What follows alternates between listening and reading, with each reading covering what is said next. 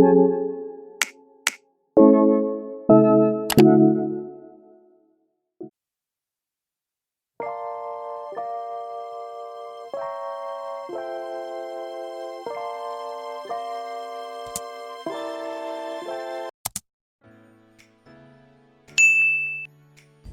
and welcome to the Annals. Today, three of us will be talking about how we track and budget our expenses as university students.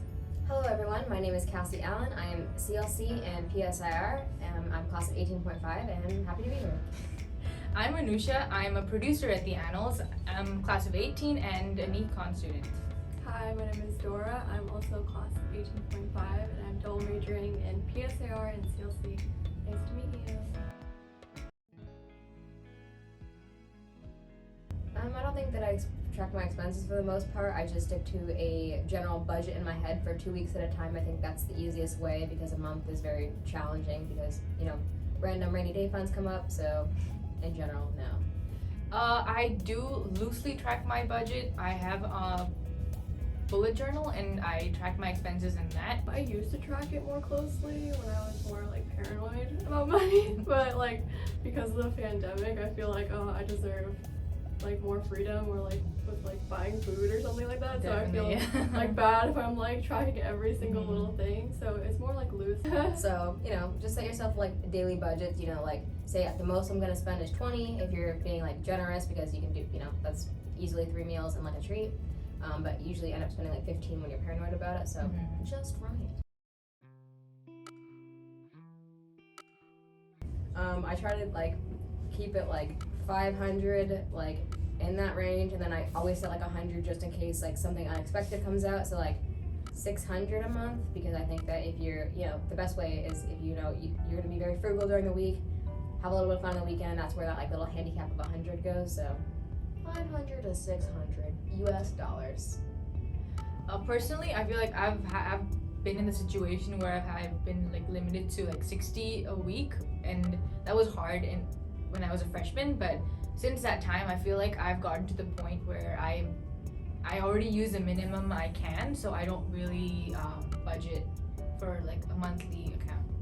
I think my situation is similar. When I was a freshman, I was way more attentive towards my budget, just because I wasn't used to having to budget by myself. But now I feel it's part of my lifestyle, just how much money I spend each day. So I don't really have to budget that. Budgeting money can be very stressful, and you're in class, you're what am I how am I gonna cut costs here and there? So if you decide, I'm willing to spend more generously on food, and you say, you know what, I'm gonna limit how much coffee I drink or whatever. So you have to decide what are the things that you're willing to spend on, and what are the things that you're I don't need it, and that's really important, just knowing, do I need it or do I want it? Those are two different things.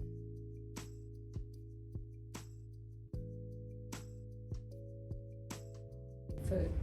Yeah, same food. Yeah, food. I mean, it's kind of necessary to our existence, so we do. It's pretty kind of important. Don't starve yourself, eat, eat regularly, sleep often. But I think I have not grown since the 8th grade, so I don't need to buy new clothes that often. So most of my hobbies include eating. Food. Same for you eating? Yeah, just food. Especially because during the pandemic we can't go out as much, so it's that's the one joy in life now. Just ordering in. I'm what's called a stress monkey. So I just don't spend a lot of money on clothes, so I can easily resist that. But I'm pretty tempted if someone releases a generically decent makeup palette, and I was I don't need to eat. I feel it depends on the category for me, for sure. Clothes, I tend to buy all my clothes at one point of the year and I just don't care about it again afterwards. But if it's food, for example, I will definitely do not care about the money and will just get it for sure. So yeah, definitely depends on the category for me. Yeah, I think overall I'm not very impulsive when it comes to spending. For clothing, it's maybe once a season I'll go and get some sort of new clothing item, but I don't continue to buy randomly, and I'll often go clothes shopping and just look around and then come back later if there's something that I really like and buy it again, think on it. I think the best thing is cooling periods because we'll also leave listings on sale, and chances are if you can put it down, it'll probably be on sale tomorrow. So give yourself a cooling period of like for example, when you're online, you put it in your cart, you don't think about it for a day, and if you still want it in a day, then you can talk about it, right? But the impulsive situations are when you start to feel really you start to beat yourself up about it in terms of your budget of I didn't need that. So just try to give yourself, go for a walk, take a lap, don't even think about that shirt for an hour, and then if you need it, then you can go back. I think fruits and vegetables and produce are very expensive compared to the States. A lot of families here buy in bulk, and if you're just a single college student, you're like, how do I rationalize buying the produce that I need to stay healthy and be a skinny legend versus having too much and then it goes to waste. And when you buy too much and it goes to waste, that is a poor use of your expenses. So trying to find that balance of what can be stored for a long time. But produce. Honestly, yeah, going off of that, the whole producing is an issue. Right now I live with my family, so it's not as big of a problem, but when I was living in the dorms over here alone, it was really hard. If I wanted a watermelon, I cannot consume an entire watermelon by myself. Produce is definitely more expensive in general, that's an issue, but so it's eating healthy is also a problem, I feel for a lot of people, because a pack of ramen is a lot cheaper than an apple or whatnot, so people just go for, and also of course a lot more convenient, so people just go for that. But I think you just need to find a balance and try to find a system. For example, share, if you get a pack of, you get broccoli or whatever, and you can just share it with a person you're living with or whatnot, and you can save expenses that way and also eat healthy. Yeah, Cassie and I, we used to dorm together, so we kind of tried to go around that problem of having too much stuff and not enough time to eat it by sharing food. And I think that was a good way. So if you're living with someone, I would recommend trying that out, though it can be a little bit stressful trying to figure out the logistics of oh, how much money do we have to spend together, and it's more of a together thing than a solo thing. Yeah, I think in regard to produce, I'm sure many viewers have noticed that frozen vegetables and frozen fruits can be cheaper, but not everyone has the luxury of a freezer in their place. So sometimes if you can do an ice box or something, store that under your desk. But the best thing I think when it comes to storage and cheap things is if you can find vegetables that can be stored at room temperature, like carrots, cucumbers, etc. like that. It's I don't like it. I hate money, honestly. It's just so stressful, especially when you have the sudden responsibility to take care of yourself and have to spend money for everything. You kind of recognize the weight of money. When we first moved into the dorms in freshman year, toilet paper was a shock, especially because just these basic little things that you don't even really think about when you're back home and living with your parents. Then suddenly you have to keep on paying and paying and paying. Then I think my relationship with money kind of turned bad, but I think once I earn more money, maybe it will get better. Yeah. So I think over time, like you said as well, you would be tracking every single thing, how much your friends owe you, but then now you're just casual, you treat your friends in a while, they'll treat you back, and it's just you don't care about the small details anymore because you know that your habits are good for the long run.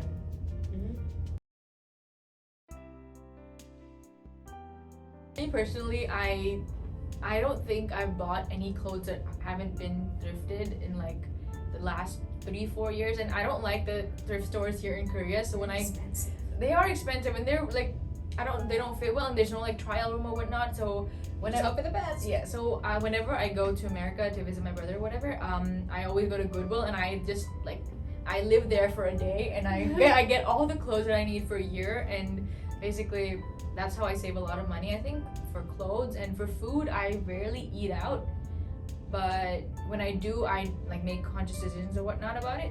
But I think that's typically how. Oh, also coffee. I don't drink coffee. I don't buy coffee. I just make instant one myself. Just small things like that, I think. Yeah, for me, I now remember my answer. We're back. When it comes to going out, I'm could I make this food for a fraction of the price at home? So when it comes to pastas and things like that, you could easily make that in 15 minutes at home. So it's only more laborious things fried chicken, things like that, that I'm like willing to spend money on outside, or like if you share meals with friends, I think that that's the best thing. But in regard to like expenses like clothes, I definitely do the off-season thing, or honestly, I just go to like online stores and I do the sale at the end. You can really find some, or if you go into stores and you find like things that are maybe slightly damaged, like buttons, or sometimes you can talk to the store person to give you a discount if you're handy with sewing. So I think that the biggest thing is cafes are the easiest way to lose money because they're all beautiful. They all have nicely displayed things. So, as Anusha just said, coffees, you can make that at home. Tea, you don't need to spend $5 for one bag of tea in a cafe. You can do that at home. So only do like cakes and things. So I think that that's a good rule of thumb. Could I make this at home for less? Now I'll show you how I apply some of these tips, and I'll take you on a weekly grocery haul that I go on and show you some tips along the way.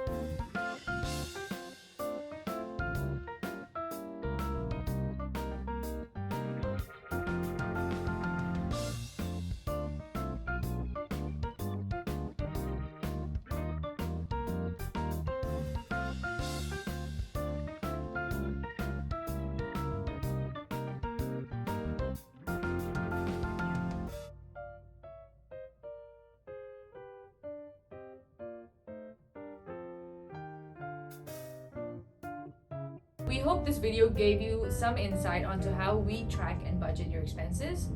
If you like this video, be sure to Like and subscribe! Thank you. Bye-bye.